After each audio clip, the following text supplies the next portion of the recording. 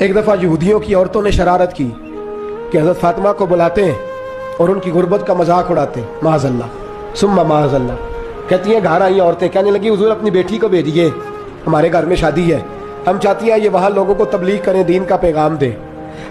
اب اس نام پر تو حضور ضرور بھیجا کرتے تھے، چاہے کوئی دھوکے سے ہی بلاتا۔ میرے حبیب پاک صلی اللہ علیہ وسلم نے کہا فاطمہ جاؤ۔ حضرت فاطمہ کہتی ہیں ہاں تو کر لی، پر میرے وجود پہ کپڑے پھٹے ہوئے تھے، کئی جگہ پہ پیوند تھے، پر مجھے پتا تھا یہ عورتیں کس مزاج کی ہیں۔ فرماتی ہیں میں نے نہ، حضور نے کہا تو میری آنکھوں میں 2 قطرے آنسوؤں کے آ گئے۔ میں نے کہا یا اللہ اپنے لیے نہیں، تیرے نبی کے دین کے وقار کے لیے، یا اللہ یہ عورتیں یہ بڑے برے خیالات اور نظریات کی ہیں، یہ مذاق اڑائیں گی دین اسلام کا، مہربانی فرما، نظر کرم فرما۔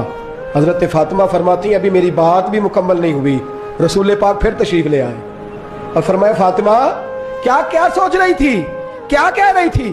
کہ حضور کوئی خاص نہیں، فرمایا نہیں کچھ تو تو کہہ ہی رہی تھی، کچھ تو تو سوچ ہی رہی تھی۔ کہتی ہے میں نے بادشاہی کے نظارے گھر میں دیکھے، کچھ تو سوچ رہی تھی۔ حضور کیا ہوا؟ فرماتے ہیں حضور نے چادر مبارک کھولی، اندر سے جوڑا نکالا، فرمایا پتہ نہیں تو نے کیا سوچا ہے، جبریل جنت سے جوڑا لے کے پہنچ